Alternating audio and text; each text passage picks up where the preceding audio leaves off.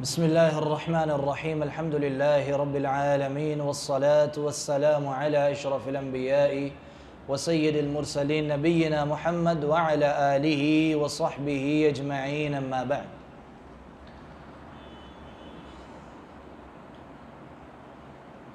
پچھلے ہفتے ہم نے سورہ بقرہ کی چند آیات کی تفسیر بیان کی تھی. جہاں ہم نے بات ختم کی تھی اس سے اگلی آیت کریمہ سے انشاءاللہ آج آغاز کریں گے. آج کی آیت کریمہ نمبر ہے 83 سے آغاز کریں گے. اللہ رب العزت نے اس میں ارشاد فرمایا بنی اسرائیل کا ذکر کرتے ہوئے وَإِذْ أَخَذْنَا مِيثَاقَ بَنِي إِسْرَائِيل. وَإِذْ اور جب اخذنا ہم نے لیا میثاق بنی اسرائیل بنی اسرائیل سے وعدہ عہد لیا. قرآن پاک میں لفظ عہد بھی آیا ہے اور میثاق بھی آیا ہے اور وعد بھی آیا ہے. کتنے الفاظ آئے ہیں؟ وعد بھی آیا ہے, اسے بھی وعدہ کہتے ہیں. عہد بھی آیا ہے, اس کو بھی وعدہ یا عہد دونوں لفظ استعمال ہوتے ہیں. اور میثاق ایسے وعدے کو, ایسے عہد کو کہتے ہیں جو بڑا پکا ہو, بڑا مضبوط ہو. تو بنی اسرائیل سے اللہ تعالیٰ نے کیا لیا؟ میثاق لیا, یعنی بڑا پکا وعدہ لیا, بڑا پکا عہد لیا. کن کن باتوں کا وعدہ لیا یہ گنتے جانا ہے تاکہ پتہ چلے کہ وہ باتیں کتنی اہم ہیں. سب سے پہلا وعدہ یہ لیا لا تعبدون الا اللہ. لا تعبدون, تم کسی کی عبادت نہیں کرو گے الا اللہ, سوائے اللہ کے. اور یہ وعدہ ہر انسان کی پیدائش سے پہلے آدم علیہ السلام, بنی آدم کو پیدا کرنے سے پہلے اللہ تعالیٰ نے یہ وعدہ ہر انسان سے لیا تھا عالم ارواح میں کہ کیا تم سب مجھے رب مانتے ہو؟ تو اللہ رب العزت نے اپنی ربوبیت کا, اپنی الوہیت کا وعدہ ہماری پیدائش سے پہلے لیا تھا. اور پھر ہر قوم کی طرف جب اللہ تعالیٰ نے اپنے نبی اور رسول کو بھیجا تو اسی وعدے کو تازہ کیا اپنے انبیاء کے ذریعے, یہی وعدہ یاد دلا دلا کر. تو بنی اسرائیل سے بھی اللہ تعالیٰ نے وعدہ لیا اور پھر ہم سے بھی یہی وعدہ لیا گیا ہے کہ اللہ تعالیٰ کی خالص سے عبادت کرنی ہے. اور ہم اس وعدے کا روزانہ کتنی مرتبہ تکرار کرتے ہیں. کہاں تکرار ہوتا ہے؟ کب کب کرتے ہیں؟ کب؟ نماز میں. کیسے؟ ایاک نعبد و ایاک نستعین, بار بار کہتے ہیں نا. تو یہ اسی وعدے کا بار بار تکرار آ رہا ہے. اقرار کرتے ہیں. کتنی دفعہ اقرار کروایا جاتا ہے دن میں؟ کتنی رکعتیں ہم پڑھتے ہیں اور ان میں سورۃ الفاتحہ پڑھنی واجب ہے, ضروری ہے. اور ہم اس میں کہتے ہیں ایاک نعبد و ایاک نستعین, ہم تیری ہی عبادت کرتے ہیں اور تجھ ہی سے مدد مانگتے ہیں.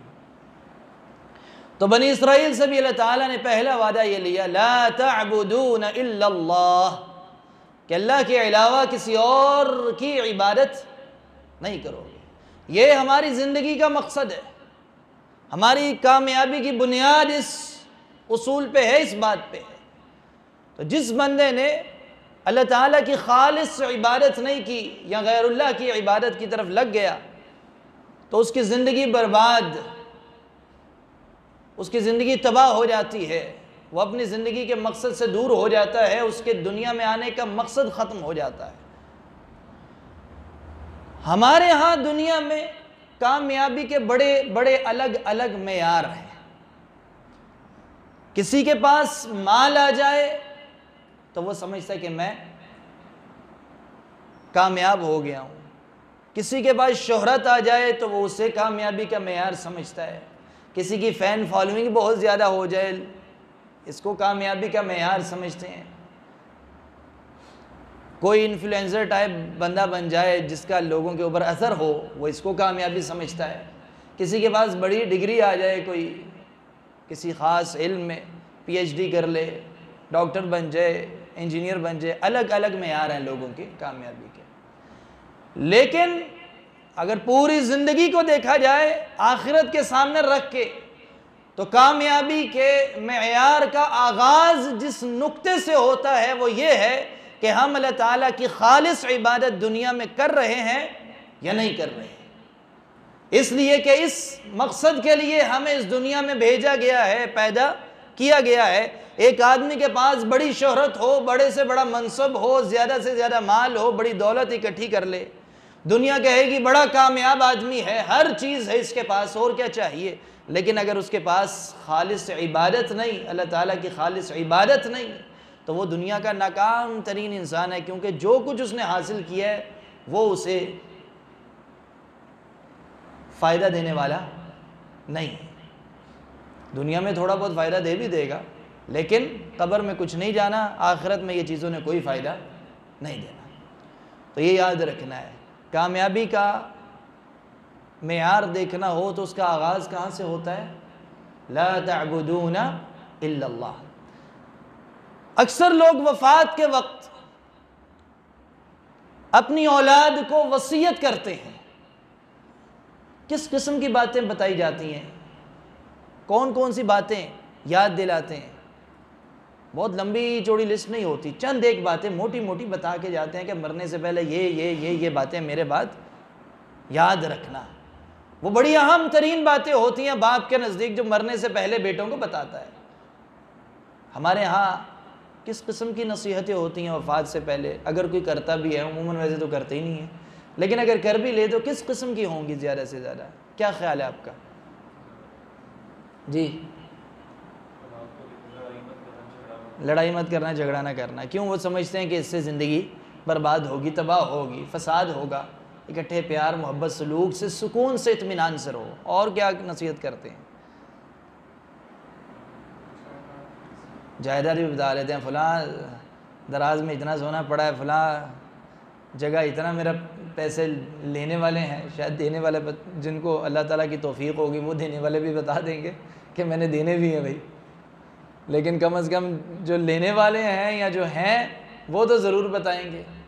عام طور پہ ساری وصیتیں یا نصیحتیں وفات سے پہلے لوگ کرتے ہیں دنیا کے اندر رہ کے، آخرت کو سامنے رکھ کے کم لوگ کرتے ہیں جن کو اللہ تعالیٰ توفیق دیتا ہے۔ یعقوب علیہ السلام کی جب وفات کا وقت قریب آیا، اور سورہ بقرہ میں اللہ تعالیٰ نے پہلے پارے کے آخر میں آیات میں ذکر کیا ہے، اذ حضر یعقوب الموت، جب یعقوب علیہ السلام کو موت کا وقت قریب آیا، موت آنے والی تھی،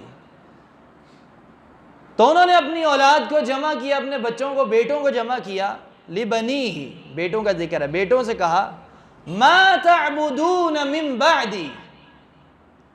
کون سا نقطہ بیان کیا؟ کیا یاد دلایا انہیں؟ کس بات کی تنبیہ کی، تاکید کی؟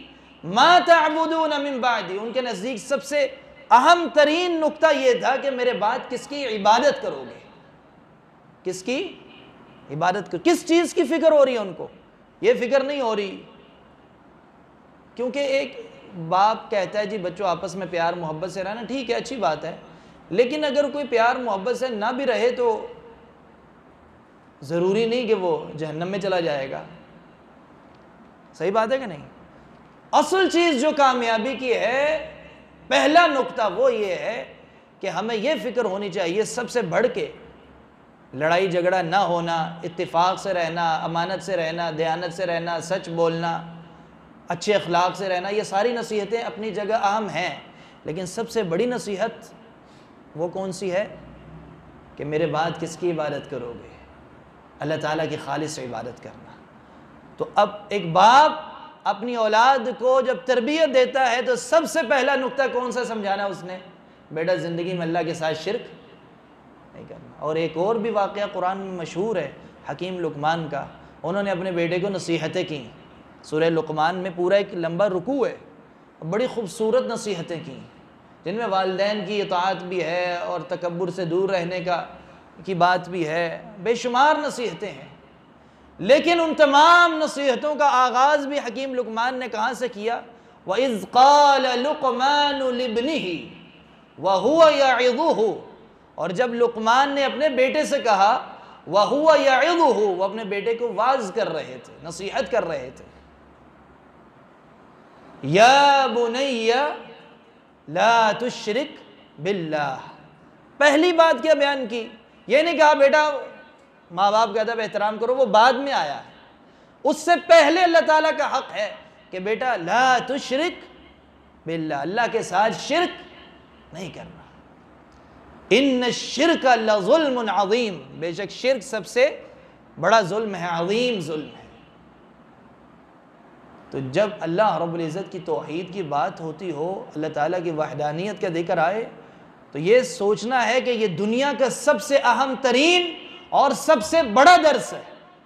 اس بندے کو یہ نہیں آتا وہ کتنا بڑا انٹلیکچوئل بن جائے، کتنا بڑا کونسلنگ کرنے والا بن جائے، کتنا بڑا ٹرینر بن جائے، وہ بے وقوف ترین انسان ہے جس کو سب سے پہلا درس یہ نہیں آتا۔ بڑے بڑے ذہین لوگ ہوتے ہیں نا مشہور دنیا میں، دوسروں کو ٹریننگ دے رہے ہوتے ہیں، دوسروں کو اچھی زندگی گزارنے کے درس دے رہے ہوتے ہیں، لیکن اگر وہ شرک کر رہے ہیں، ان بے وقوفوں کو یہی نہیں پتا کہ میں دنیا میں پیدا کس لیے ہوا ہوں، اپنی زندگی انہوں نے برباد کی ہے، تو دنیا کے باقی سارے درس بیکار ہو جاتے ہیں جس بندے کے پاس توحید کا درس نہیں ہے۔ تو بنی اسرائیل سے اللہ تعالیٰ نے پہلا کیا میثاق لیا؟ وَإِذْ أَخَذْنَا مِيثَاقَ بَنِي إِسْرَائِيل، بنی اسرائیل سے اللہ تعالیٰ نے پہلا وعدہ یہ لیا لَا تَعْبُدُونَ إِلَّا اللَّهِ، اللہ کے علاوہ کسی اور کی عبادت نہیں کرنی۔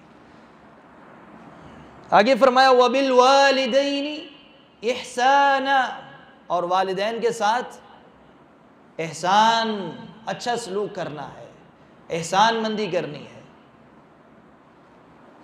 اس سے بھی اہمیت واضح ہو گئی، اور یہ صرف اس آیت میں نہیں، بے شمار آیات ایسی ہیں کہ اللہ رب العزت نے جہاں اپنی عبادت کا حکم دیا، اس کے فوراً بعد اپنا حق بیان کرنے کے فوراً بعد والدین کے حقوق کا ذکر کیا ہے۔ لہٰذا یہ دوسرا اہم ترین ہمارے لیے اہم درسوں میں سے یہ بھی ایک بہت بڑا درس ہے۔ تو حقوق العباد کہاں سے شروع ہوتے ہیں؟ کہاں سے شروع ہوتے ہیں؟ والدین کے حقوق سے۔ بعض لوگ باہر بڑے اچھے ہوتے ہیں، بااخلاق ہوتے ہیں، بڑے نرم دل ہوتے ہیں، اور گھر میں اس کے بالکل برعکس معاملہ ہوتا ہے، نہ ماں باپ کی عزت احترام، نہ بھائیوں بہنوں کے حقوق کا خیال، باہر پیسے بانٹتے پھریں گے، گھر کے اندر جو ہے کنجوسی کریں گے، پیسوں کے لیے لڑیں گے۔ ایسے ہے کہ نہیں؟ ہمارے معاشرے میں بڑی مثالیں ملیں گی۔ تو سب سے پہلے حقوق العباد کا آغاز کہاں سے ہو رہا ہے؟ والدین کے ساتھ حسن سلوک کے ساتھ پیش آنا۔ اور اس کی اہمیت یہ ہے کہ اللہ تعالیٰ نے اپنے حق کے بعد، اپنی خالص عبادت کا ذکر کرنے کے بعد والدین کا احسان کے ساتھ معاملہ کرنے کا حکم دیا ہے۔ آگے فرمایا وَذِي الْقُرْبَى، پھر رشتہ دار آتے ہیں، پھر بھی دور والے بعد میں ہیں۔ پہلے کون ہیں؟ قریب والے، اور جتنا زیادہ قریب ہے اتنا زیادہ مستحق ہے، حقدار ہے ہر قسم کی احسان مندی کا، نیکی کا۔ اور سب سے بڑی نیکی ایک انسان جو دوسرے انسان پہ کرتا ہے وہ کون سی نیکی ہے؟ بتائیں ذرا۔ پیسوں کی نیکی ہو سکتی ہے، نیکی ہے پیسے کسی کی مدد کر دینا، کسی کو کھانا کھلا دینا، یہ ساری نیکیاں ہیں، لیکن سب سے بڑی نیکی کون سی ہے؟ سیدھا راستہ دکھانا، سیدھا خیر کا راستہ دکھانا، دین کی بات بتانا، اللہ تعالیٰ کا خوف دلانا، دین کی بات بتانا، یہ سب سے بڑی نیکی ہے۔ نصیحت کرنا، برائی سے روکنا، اچھائی کی دعوت دینا، یہ سب سے بڑی نیکی ہے۔ یہ سب سے بڑا حق ہے ہم میں سے ہر ایک کے اوپر، ایک دوسرے کو ادا کرنا ہے۔ وَذِي الْقُرْبَى، والدین کے بعد قریبی رشتہ دار جو ہے ان کے ساتھ بھی احسان کا معاملہ کرو۔ وَالْيَتَامَى وَالْمَسَاكِينَ، پھر فرمایا یتامہ، یتیموں کے ساتھ بھی احسان مندی کا معاملہ کرو۔ والمساکین، اور مسکینوں کے ساتھ بھی۔ یتیم تو معروف ہے، یتیم کسے کہتے ہیں؟ یتیم کہتے ہیں وہ نابالغ لڑکا یا لڑکی، بلوغت سے پہلے جس کے ماں باپ دونوں یا دونوں میں سے کوئی ایک وفات پا جائے، اسے کیا کہتے ہیں؟ یتیم۔ ایک بندہ بالغ ہو گیا، 25-30 سال کا، والد فوت ہو گئے، تو وہ یتیم ہے؟ نہیں، وہ یتیم نہیں ہے، کیونکہ وہ بالغ ہو چکا ہے، اس عمر کے حصے سے آگے نکل چکا ہے۔ بالغ ہونے سے پہلے اگر کسی کے والد وفات پا جائیں تو وہ کیا کہلائے گا؟ یتیم ہے۔ تو یتیموں کے ساتھ چھوٹی عمر میں باپ فوت ہو گیا ہے، ان کا سہارا بنیں، ان کی مدد کریں، انہیں اچھا راستہ دکھائیں۔ سب سے بڑی جو چیز ہوتی ہے نا، انہیں صحیح گائیڈ کرنا، یہ سب سے بڑی نیکی ہوتی ہے یتیموں کے اوپر، کیونکہ ان کا ہاتھ پکڑ کے صحیح راستہ دکھانے والا ان کے پاس کوئی نہیں ہوتا۔ بہت سارے لوگ پیسے بھی دے دیں گے، آتے جاتے تعاون کر دیں گے، بہت سارے لوگ کھانا کھلا دیں گے، بہت سارے لوگ کسی اور شکل میں نیکی کریں گے، لیکن ایک باپ جس طرح بیٹے کی تربیت کرتا ہے، سیدھا راستہ دکھاتا ہے، یہ والا کردار بھی یتیموں کے ساتھ ہونا چاہیے۔ ان کو اچھی نصیحت کرنا، ان کو صحیح راستہ دکھانا، دنیاوی اعتبار سے بھی اور آخرت کے اعتبار سے بھی۔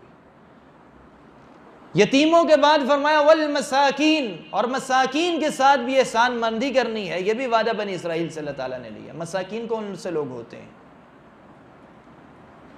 قرآن پاک میں ایک لفظ مسکین آیا ہے اور ایک فقیر آیا ہے، فقراء والمساکین۔ جہاں ان دونوں میں سے ایک لفظ آئے تو دونوں کا معنی متفق ہو جاتا ہے۔ اگر فقیر لفظ آئے تو فقیر اور مسکین ایک ہی بات ہے، اور اگر خالی مسکین آئے تو فقیر اور مسکین ایک ہی بات ہے۔ لیکن جہاں یہ دونوں اکٹھے آ جائیں، فقراء اور مساکین، جیسے زکوٰۃ کے مصارف والی جو آیت کریمہ، اس میں دونوں اکٹھے آئے ہیں۔ اس میں اللہ تعالیٰ نے فرمایا انما الصدقات للفقراء والمساکین۔ صدقات یعنی زکوٰۃ، نفلی صدقی بات نہیں ہو رہی، زکوٰۃ للفقراء والمساکین، فقیروں کے لیے ہے اور مسکینوں کے لیے ہے، اوروں کے لیے بھی ہے، لیکن آغاز کہاں سے ہو رہا ہے؟ فقیروں اور مسکینوں سے۔ یہاں فقیر سے مراد وہ ہے، جب فقیر اور مسکین اکٹھے آ جائیں دونوں لفظ قرآن پاک میں، تو فقیر سے مراد وہ ہے کہ جس کے پاس کھانے کے لیے کچھ بھی نہ ہو، جس کے پاس ضرورت کے لیے پوری کرنے کے لیے کچھ بھی نہ ہو، وہ فقیر ہے، جو ہر اعتبار سے محتاج ہے، ضرورت مند ہے۔ اور مسکین وہ ہوگا کہ جس کے پاس کچھ ہے یا اچھا خاصا ہے، لیکن اتنا نہیں کہ اس کی ضرورت پوری کرے۔ کسی کے 10 بچے ہیں یا 15 بچے ہیں، اور کسی کا ایک بچہ ہے۔ جس کا ایک بچہ ہے اس کی ضرورت کم ہے، جس کے 10 یا 12 یا 15 بچے ہیں اس کی ضرورت زیادہ ہے۔ اب یہ 10 بچوں والا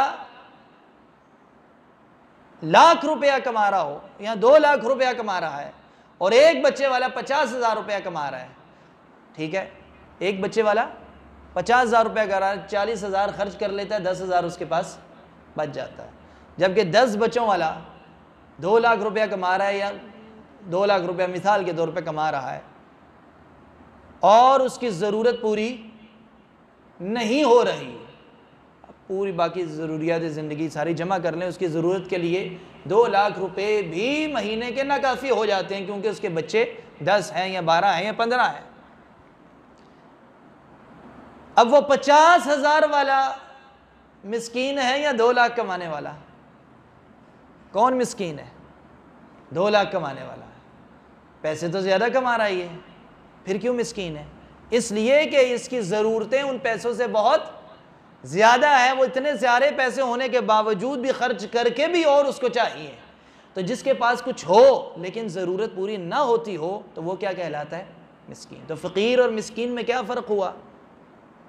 فقیر جس کے پاس کچھ بھی نہ ہو، اور مسکین جس کے پاس کچھ ہے لیکن اس کی ضرورتیں پوری نہیں ہو رہی۔ یہ جہاں فقراء اور مساکین دونوں لفظ اکٹھے آئے، جہاں الگ الگ آئے تو دونوں کا معنی ایک جیسا ہو جاتا ہے۔ یہاں فرمایا مساکین کا خیال رکھنا، اس میں دونوں قسم کے لوگ آ گئے، یعنی جس کے پاس بالکل کچھ نہیں ان کا بھی خیال رکھنا، اور جن کے پاس کچھ ہے لیکن اور ضرورت ہے، ضرورت پوری ہونے کے لیے کافی نہیں، ان کا بھی خیال رکھو، ان کے ساتھ بھی احسان مندی کا معاملہ کرو۔ اچھا، اردو زبان میں بولا جاتا ہے غریب لفظ، غریب کسے کہتے ہیں؟ ہاں، جس کے پاس پیسے نہ ہو. لیکن عربی میں غریب کا تعلق پیسے سے نہیں ہے. عربی میں غریب اسے کہتے ہیں جو اجنبی ہو، جو اجنبی ہو. ہاں، پردیسی کہہ لیں، جس غیر معروف ہے، جس کو لوگ زیادہ جانتے نہیں. جیسے اللہ کے رسول صلی اللہ علیہ وسلم نے فرمایا کن فی الدنیا کأنک غریب، دنیا میں ایسے رہو جیسے تم غریب ہو. اس کا کیا مطلب ہوا؟ غریب بن جائیں، پیسے کمانا چھوڑ دیں. بعض لوگ ترجمہ اس کا یہ کر دیتے ہیں کہ غریب بن کے رہو، اور پیسے بھی کما رہے ہیں پھر. تو یہ پیسوں کے معنی میں نہیں آ رہا ہے یہاں. غریب کس معنی میں آ رہا ہے؟ اجنبی بن کے رہو. یعنی یہ دنیا چند دنوں کی زندگی ہے، 4 دن کی زندگی ہے، یہ مسافر خانہ ہے، یہ سٹے کرنے کی جگہ ہے، ہمیشہ رہنے کی جگہ نہیں. ہمیشہ رہنے کی جگہ کون سی ہے؟ آخرت میں 2 ٹھکانے ہیں، ایک کامیاب لوگوں کا جنت اور ناکام لوگوں کا جہنم. آخرت کی زندگی ہمیشہ ہمیشہ چلے گی. دنیا کی زندگی محدود چند دنوں کی زندگی ہے. تو مسافر کی طرح یہاں رہو. جیسے تم کہیں سفر کرتے ہو، راستے میں پیٹرول پمپ پہ رکتے ہو، تو وہاں آپ کو کوئی جانتا نہیں ہوتا، اور آپ کے پاس جو ساز و سامان گاڑی میں پڑا ہوتا ہے اتنا ہی ہوتا ہے جتنا سفر کے لیے ضرورت ہے. ضرورت سے زیادہ سفر کے دوران بوجھ اٹھانے والا عقل مند ہے یا بے وقوف ہے؟ بولیں، بے وقوف ہے. تو ہم مسافر ہیں کہ نہیں؟ تو پھر ضرورت سے زیادہ سوچتے ہیں نا. ہم ضرورت سے زیادہ سوچتے ہیں، جو ہے اس کے شکر. اب ضرورت سے زیادہ اگر کسی کے پاس کمائی آ رہی ہے تو یہ نہیں کہا جائے کہ وہ بے وقوف ہے. ہاں، اگر وہ اس کو دل میں بسا لے، ٹارگٹ بنا لے کہ پیسے ہی کمانا ہے، آنے والی 10 نسلوں کا کما کے چھوڑ کے جانا ہے، اتنا جمع کرنا ہے، تو پھر یقیناً بے وقوف ہے. کسی کی ضرورت پوری ہو رہی ہے، تھوڑا اضافی بھی آ رہا ہے، صدقہ و خیرات کرتا ہے، یہ کوئی مسئلہ نہیں. لیکن بعض لوگ سوچتے ہیں کہ 10 نسلوں کا پیسہ ہم نے کما کے جانا ہے، جبکہ ہمیں اللہ کے رسول نے کیا کہا ہے؟ غریب بن کے زندگی گزارو. آگے فرمایا اسی حدیث کے آگے الفاظ ہیں او عابر السبیل، یا ایسے گزارو جیسے تم راستے سے گزرنے آئے ہو. یعنی یہ دنیا راستے کے اندر ایک جگہ ہے جہاں سے صرف گزرنا ہے، یہ گزرگاہ ہے. اس کے بعد کہاں جانا ہے؟ دنیا کے بعد کہاں جانا ہے؟ قبر میں. اور وہ قبر بھی ہمیشہ کی جگہ نہیں ہے. نہ دنیا ہمیشہ کی جگہ ہے اور نہ قبر ہمارا ٹھکانہ ہے. قبر سے بھی اٹھائے جانا ہے آخرت میں. پھر اللہ تعالیٰ نے فیصلہ کرنا ہے کہاں جانا ہے، وہ پکا ٹھکانہ ہوگا جو جہاں جائے گا.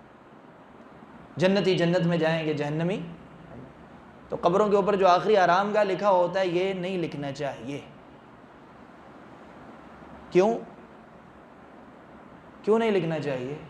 کیونکہ یہ آخری ٹھکانہ نہیں ہے، یہ آخری آرام گاہ نہیں ہے. پہلی بات، اندر آرام گاہ ہے یا کیا ہے اس کا بھی ہمیں کوئی پتہ نہیں. کسی کو پتہ ہے کہ اس قبر کے اندر آرام ہے، سکون ہے، اطمینان ہے بندے کو؟ ہمیں تو نہیں پتہ ہے. تو جو غیب کے فیصلے ہوتے ہیں یہ اللہ تعالیٰ ہی جانتا ہے، ہمیں اس کے بارے میں علم. اب دیکھیں نا، جملے لکھے ہوتے ہیں اور ہمارے ہاں پھیلے ہوئے ہیں، قبروں کے اوپر تختیاں لگی ہوئی ہیں، لیکن وہ شرعی اعتبار سے صحیح نہیں، اور کوئی بتانے والا نہیں، دیکھا دیکھی لوگ لکھے جا رہے ہیں. آخری آرام گاہ. اللہ تعالیٰ نے قرآن پاک میں کیا فرمایا؟ الہاکم التکاثر حتی زرتم المقابر. تمہیں تکاثر نے غافل کر دیا ہے، تمہارے اصل مقصد سے تمہاری توجہ ہٹ گئی ہے، کثرت کی طرف پڑ گئے ہو، ہر چیز ملتی رہے، زیادہ سے زیادہ ملے، ساری توجہ اس کی طرف ہے، اور ایسے ہی ایک دن مر جاؤ گے. اور حتی زرتم المقابر، حتیٰ کہ تم زیارت کرو گے کس کی؟ قبر کی. یہ نہیں کہا زیارت کا لفظ آیا ہے. قبر زیارت کی جگہ ہے. زیارت کی جگہ ہمیشہ رہنے والی نہیں ہوتی، آخری نہیں ہوتی. یعنی کچھ دیر کے لیے وہاں بندہ دفنایا جائے گا اور اس کے بعد دوبارہ اٹھایا جائے گا، ہمیشہ کے لیے نہیں رہے گا. لہٰذا قبر زیارت کی جگہ ہے، آخری آرام گاہ. آخری لفظ اس کے لیے استعمال نہیں کر سکے. ویسے تو قبر پہ کچھ لکھنا ہی نہیں چاہیے. قبر کے اوپر کچھ بھی لکھنا، لمبے چوڑے مضمون لکھنا سنت سے کہیں سے ثابت نہیں ہے. ہم پورا شجرہ نسب لکھ دیتے ہیں قبروں کے اوپر. قبریں کوئی پینٹنگ کرنے کی جگہ نہیں ہے، خطاطی کرنے کی جگہ نہیں ہے، بلکہ قبر تو ہونی ہی سادی چاہیے کہ جس کو دیکھ کے آخرت یاد آئے. بہرحال تو غریب کا معنی اس لیے میں نے بیان کیا تھا کہ غریب کو اکثر لوگ ہمارے ہاں فقیر اور مسکین کے ساتھ جوڑ دیتے ہیں، جبکہ عربی زبان کے مطابق غریب کا معنی کیا ہوا ہے؟ اجنبی. اور فقیر اور مسکین کا کیا معنی؟ وہ فقیر جس کے پاس پہننے کو کچھ نہیں، کھانے کو کچھ نہیں، دنیا کے زندگی گزارنے کے لیے کچھ نہیں، وہ فقیر ہے. اور جس کے پاس کچھ ہے لیکن ضرورت پوری نہیں کرتا تو وہ کیا ہے؟ مسکین ہے. تو یہاں فرمایا مساکین کا بھی خیال رکھو یتیموں کے بعد. اب یہ ترتیب آپ دیکھ رہے ہیں قرآن کی آیت میں، پہلے کس کا خیال رکھنا ہے؟ والدین کا. اللہ تعالیٰ کی عبادت کے بعد، خالص عبادت کے بعد والدین کا، پھر رشتہ داروں کا. اگر کوئی رشتہ داروں کا خیال رکھے اور باپ سے بدتمیزی کرے تو ترتیب خراب ہوگی کہ نہیں؟ پہلے والدین، پھر رشتہ دار، پھر رشتہ داروں کے بعد. بعض لوگ کہتے ہیں یار اپنے یاری غیر ہے، اپنے ہوتے ہیں، کوئی بات نہیں، باہر والوں کو راضی کرو. یہی کہتے ہیں نا ہم، یار تم تو اپنا ہے، کوئی مسئلہ نہیں، صبر کر لو. جبکہ اسلام نے کیا سکھایا ہے کہ اپنے کا حق پہلے ہے. اپنے کا حق. آپ صلی اللہ علیہ وسلم نے جب دعوت کا آغاز کیا تو دعوت دور قوموں کو جا کے پہلے نہیں دی. اللہ تعالیٰ نے قرآن پاک میں فرمایا وَأَنذِرْ عَشِيرَتَكَ الْأَقْرَبِينَ، ڈراؤ اپنے رشتہ داروں کو، اور رشتہ داروں میں بھی جو سب سے قریب ترین ہیں ان سے شروعات کرو. پہلے بیوی خدیجہ رضی اللہ عنہ اسلام لائی، حضرت علی رضی اللہ عنہ جو آپ کے چچا زاد بھائی تھے، پھر قریبی دوست حضرت ابوبکر صدیق رضی اللہ عنہ اسلام لائے. قریب ترین لوگوں کو پہلے دعوت دی جو اسلام لائے. یہ تو نہیں کہ اپنے قریبیوں کو چھوڑ کے آپ صلی اللہ علیہ وسلم نے دوسروں کو دعوت دی ہو، یہ نہیں کیا. کیسی زبردست خوبصورت ترتیب سکھائی گئی ہے. جب قرآن پہ ہم غور کرتے ہیں کتنی زبردست زندگی مینج کرنا سکھائی جا رہی ہے کہ پہلے والدین، پھر رشتہ دار، پھر یتیم، اور پھر یتیم پہلے ہیں اور پھر مسکین. آگے فرمایا وَقُولُوا لِلنَّاسِ حُسْنًا، پھر تمام انسان، باقی بھی جتنے انسان ہیں، وَقُولُوا لِلنَّاسِ حُسْنًا، پھر لوگوں کے ساتھ جب بات کرو تو اچھی بات کرو، ہر ایک کے ساتھ، ہر انسان کے ساتھ احسان مندی کا معاملہ رکھو.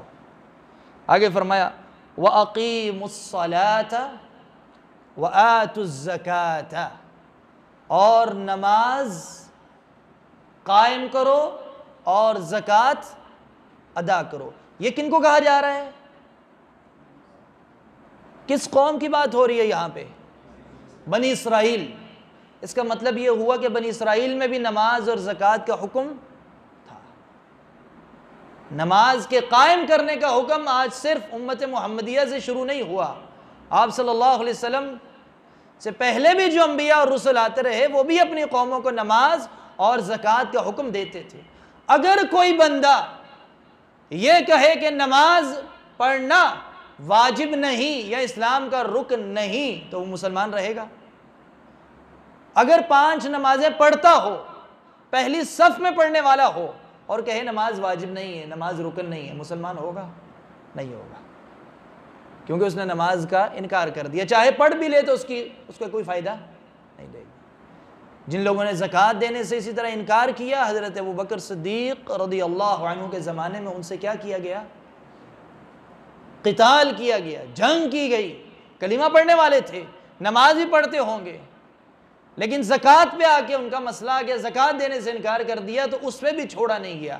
یہ بنیاد ہے دین کی. 3 چیزیں یاد رکھنی ہے. آپ صلی اللہ علیہ وسلم نے فرمایا امرت ان اقاتل الناس، اللہ کے رسول فرماتے ہیں صلی اللہ علیہ وسلم امرت، مجھے حکم دیا گیا ہے، ان اقاتل الناس، کہ میں لوگوں سے قتال کروں، جنگ کروں. بعض لوگ یہ سمجھتے ہیں نا کہ صرف اسلام میں ہر ایک کے لیے چھوٹ ہی چھوٹ ہے، نرمی ہی نرمی ہے، پیس ہی پیس ہے، سلامتی سلامتی ہے. اسلام میں سلامتی ہے، اس میں کوئی شک نہیں، لیکن کس کے لیے ہے؟ جو اللہ تعالیٰ کے بتائے ہوئے بنیادی اور ان بنیادی باتوں میں سے کون سی باتیں ہیں؟ آپ نے فرمایا مجھے حکم دیا گیا میں قتال کروں، جنگ کروں، حتی یشہدوا ان لا الہ الا اللہ، جب تک کہ یہ لوگ گواہی نہ دے دیں لا الہ الا اللہ کی۔ تو اللہ کی توحید کے لیے لڑنا، سب اللہ کے راستے میں لڑنا کہلاتا ہے۔ سب سے پہلے کس کے لیے لڑنا ہوتا ہے بندے نے؟ اللہ کی توحید کے لیے۔ آگے فرمایا وَيُقِيمُ الصَّلَاةَ، توحید کے بعد نماز قائم نہ کر لیں، وَيُؤْتُ الزَّكَاةَ، اور زکوٰۃ ادا نہ کر لیں، فَإِذَا فَعَلُوا ذَلِكَ، جب یہ تینوں کام کر لیں گے، عَصَمُوا مِنِّي دِمَاءَهُمْ وَأَمْوَالَهُمْ، تو پھر ان کا مال اور ان کا خون مجھ سے محفوظ ہوگا، ان کو کچھ کہا نہیں جائے گا۔ کتنے کام کرنے ہیں؟ یعنی اسلام میں سلامتی کن کے لیے ہوئی؟ جو یہ بنیادی تین کا، اور لوگوں کے لیے بھی ہے، اوروں کے بھی حقوق ہیں، جیسے کوئی کافر بھی اگر مسلمانوں کے یہاں رہ رہا ہے تو شرائط اس کی خاص ہیں پوری کر کے، لیکن اصل قانون کیا ہے؟ سلامتی اس کے لیے ہے کہ جو توحید پہ قائم ہو جائے، نماز قائم کرے اور زکوٰۃ ادا کرے۔ یہ اسلام کی بنیاد ہے۔ اسلام یہاں سے شروع ہو رہا ہے اور اسی ترتیب سے شروع ہو رہا ہے۔ بعض لوگوں کی دین کی دعوت شروع ہوتی ہے سیدھا اچھے اخلاق سے۔ اچھا اخلاق اسلام کا حصہ ہے، لیکن اسلام کا آغاز کہاں سے ہو رہا ہے؟ ایک بندہ شرک کر رہا ہے تو اس کو پہلے شرک سے روکا جائے گا، اسے اچھے اخلاق کا درس بعد میں دیا جائے گا۔ ایک بندہ بے نمازی ہے یا نماز پڑھ رہا ہے، ٹھیک ہے، یا بالفرض نماز نہیں پڑھ رہا اور شرک کر رہا ہے، ہم اسے کہتے ہیں نماز پڑھو، نہیں، بعد میں پہلے کیا کہا جائے گا؟ شرک چھوڑو، کیونکہ اگر اس نے شرک کے ساتھ نماز پڑھ بھی لی تو اس کی نماز کوئی فائدہ اسے نہیں دے گی۔ توحید ضروری ہے، توحید کے بغیر باقی اعمال قبول نہیں ہوتے۔ توحید، نماز اور پھر زکوٰۃ۔ تو بنی اسرائیل کو بھی کہا گیا وَأَقِيمُوا الصَّلَاةَ وَآتُوا الزَّكَاةَ، نماز قائم کرو اور زکوٰۃ ادا کرو۔ آخر میں اللہ تعالیٰ فرماتا ہے ثُمَّ تَوَلَّيْتُمْ إِلَّا قَلِيلًا مِّنْكُمْ، پھر تم پھر گئے۔ اللہ تعالیٰ نے وعدہ لیا ان ساری باتوں کا۔ بنی اسرائیل بڑی شرارتی قوم تھی، نافرمان قوم تھی۔ اللہ تعالیٰ فرماتا ہے ثُمَّ تَوَلَّيْتُمْ، تم پھر گئے، یہ سارے عہد کر کے، میثاق مضبوط پکا وعدہ کر کے، پھر بھی تم پھر گئے، تم نے ان باتوں کو کوئی پاس نہیں رکھا، اللہ تعالیٰ کی نافرمانیاں کی۔ إِلَّا قَلِيلًا مِّنْكُمْ، سوائے تم میں سے قلیل ایسے، چند لوگ ایسے تھے، تھوڑے لوگ ایسے تھے جنہوں نے اس وعدے کو پورا کیا۔ وَأَنْتُمْ مُعْرِضُونَ، اور تم اعراض کرنے والوں میں سے ہو گئے، تم ان ساری باتوں سے دور ہو گئے، تم نے منہ پھیر لیا۔ تو بنی اسرائیل کی بارے میں جو یہ آیت آ رہی ہے، یہ ہمیں کیوں بتائی گئی ہے یہ ساری باتیں قرآن میں؟ کہ یہ حرکتیں پھرنے والی، اللہ تعالیٰ کے وعدے پورے نہ کرنے والی حرکتیں کون قوم کرتی تھی؟ آج ہم بھی یہودیوں سے کتنی نفرت کرتے ہیں، عیسائیوں سے بھی کرتے ہیں، یہودیوں سے زیادہ کرتے ہیں کہ نہیں کرتے؟ ہم سمجھ گمراہ لوگ ہیں، ظالم لوگ ہیں، فسادی لوگ ہیں، لیکن کون سا ایسا کام ہے جو وہ کرتے ہیں اور ہم نہیں کرتے؟ شرک ہمارے اندر ہو رہا ہے کہ نہیں؟ آج مسلمان کہنے والا مزاروں پہ جا کے دیکھیں، رش دیکھیں، نمازیں کتنے لوگ پڑھ رہے ہیں، زکوٰۃ کتنے لوگ ادا کر رہے ہیں، کام سارے ہم جن وجہ سے یہودیوں پہ اللہ تعالیٰ کا غصہ اور غضب نازل ہوا، وہ سارے کام ہم بھی کر رہے ہیں۔ ہم کہتے ہیں وہ برے ہیں، ہم ٹھیک ہے، نہیں، ہمیں اسی لیے تو اللہ تعالیٰ نے یہ یاد کروایا ہے کہ ان کو یہ کہا گیا تھا، انہوں نے نافرمانی کی، پھر گئے، تم لوگ نہ پھرنا، ان کے راستوں پہ نہ چلنا۔ تو یہ تھی ایک آیت کریمہ، طویل آیت ہے اور بڑی جامع آیت ہے، جس میں کافی سبق آموز باتیں ہم نے سیکھی۔ اللہ تعالیٰ سے دعا ہے اللہ تعالیٰ ہمیں عمل کرنے کی توفیق عطا فرمائے۔ وصلی اللہ علی نبینا محمد وعلی آلہ وصحبہ اجمعین۔